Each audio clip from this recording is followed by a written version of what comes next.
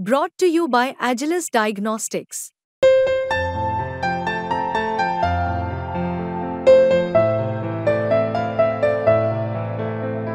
Agilus Diagnostics. 14 तारखेच्या रात्री एक हादसा घडलाय। माझा भाऊ तिकडे पबजी खेळत असताना त्याला मागून आप्पासाहेब नावाच्या एका माणसाने चाकूने हल्ला केला।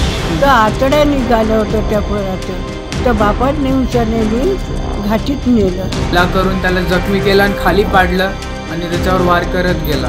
तर ते लहान पोरगं पळत सुटला म्हणून बाप ती पळाला, बायको पळाली, बाय पळाली, तिकडे पाहिलं तर सगळे गोल होऊन गेले। लाईट विजून त्यानं कत्ल केलं, खून केला, वार करत गेला। त्याच्यावर खूप सारे वार झाले, मदत कोणी आलं नाही, तो तसाच घायल पडला राहिला। नंतर कळालं की बाबा यांनी मागची खुन्नस काढलेली की ज्यांचं प्रेमविवाह झालं होतं। आम्हाला तर याच्यावर पक्का संशय की त्यांनी आंतरजातीय भूमिका असं त्यांनी मनात ठेवली असेल। बाबा कोणाची पोरगी होय तर तो म्हणे गीतारामची पोरगी, तर माझा मुलगा म्हणे तिला नेऊन घाल तिकडे।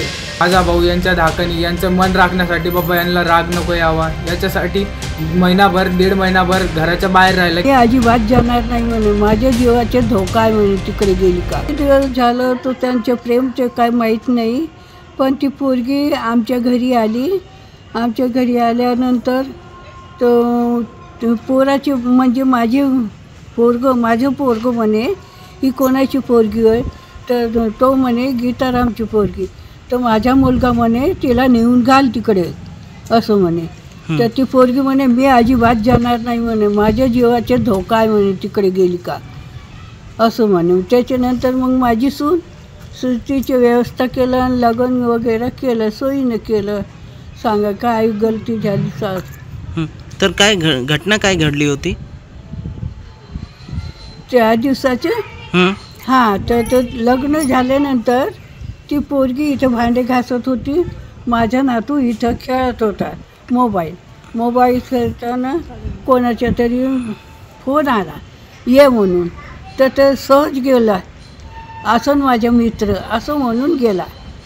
तर गेला तर तिथं लाईट नव्हती तर 5-6 मुलं धरले त्याला आणि ते आप्पानं खूप असं चाकू खोपसू मारलं। त्यावेळेला वड्डत होते, नको रे भाऊ, नको रे दादा, मी मरीन रे असं म्हणत होता, पण कोणी आलं नाही, कोणी सोडवलं नाही। शेवट मोबाईल खेळत होता माझा लहान मुलगा, इथं पबजी खेळत होता, तिथून आवाज कोणीतरी म्हणलं अरे सुमित ये, त्याला घाव झालं म्हणे, कोणीतरी मारलं म्हणे। तर ते लहान पोरगं पळत सुटला म्हणून बाप बी पळाला, बायको पळाली, बाय पळाली, तिकडे पाहिलं तर सगळे गोल होऊन गेले। लाईट विजून त्यानं कत्ल केलं, खून केला, तर आतड्या निघालं होतं त्या पोराचं, तर बापाने उचललेली घाटीत नेलं। तर 14 तारखेच्या रात्री मी पबजी खेळत होतो माझ्या घरनं, माझा भाऊ पण खेळत होता। आमच्या घरापासून 100 मीटर दूर समजा तो पबजी खेळत होता।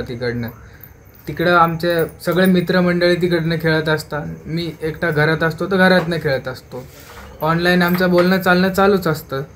तर त्या दरम्यान काय झालं, 14 तारखेच्या रात्री एक हादसा घडलाय।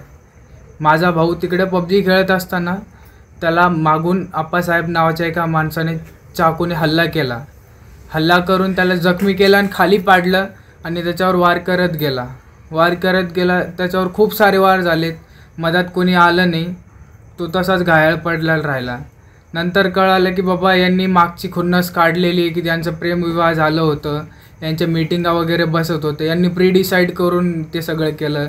त्याच वेळेला लाईट पण जायचा योगायोग काय, सगळं त्यांचं प्लॅन होतं, हे तर आम्हाला पक्का माहिती आहे। यांना कधी ना कधी हे करायचंच होतं।